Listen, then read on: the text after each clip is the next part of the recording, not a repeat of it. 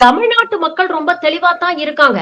சினிமால இருந்து தடால்னு ஒரு நாள் அரசியலுக்கு வந்து, மக்கள் நலன் சார்ந்த எந்த விஷயங்கள பத்தியும் பேசாம, வெறும் பனையூர்ல உட்கார்ந்து அறிக்கை அரசியல் பண்ணிட்டு இருந்தா, மக்கள் நம்மள நம்பி ஓட்டு போட்டுருவாங்க, சிஎம் ஆக்கிடுவாங்கன்னு சில தற்குறிகள் நம்பிக்கிட்டு இருக்காங்க.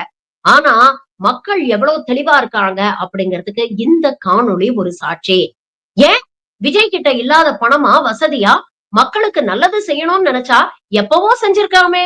அத சிஎம் ஆக்கி தான் செய்யணுமா? பெட்ரோமாக்ஸ் லைட்டே தான் வேணுமா? அப்படின்னு எவ்வளவு தெளிவா கேட்டிருக்காரு பாருங்க. விஜய் சார் கிட்ட கோடி கணக்கில் குமிஞ்சு இருக்கு. நம்ம அழகாக ஏழை மக்களை எவ்வளோ பேரை படிக்க வைக்கலாம், எவ்வளோ ஸ்கூல் இடிஞ்சு கிடக்கு, பாழடிஞ்சு கிடக்கு, ஃபீஸ் கட்ட முடியாமல் எவ்வளோ குழந்தைங்க படிப்பை விட்டுட்டு இளம் தொழிலாளியாக வேலைக்கு போயிட்டு இருக்காங்க. இதெல்லாம் செய்யலாம் மேடம். சிஎம் ஆகி தான் செய்யணும்னு அவசியம் இல்லை மேடம். இவர் தான் நான் என்னோட சிகரத்தின் உச்சத்தை விட்டுட்டு நான் அரசியலுக்கு வரேன்றார். இவர் இலக்கு என்ன தோணுது, அந்த சிஎம் சேரில் உட்காரன்ற எண்ணம் மட்டும்தான் இருக்குது. மக்களுக்கு நல்லது பண்ணால் மக்கள் ஏற்றுவாங்க மேடம்.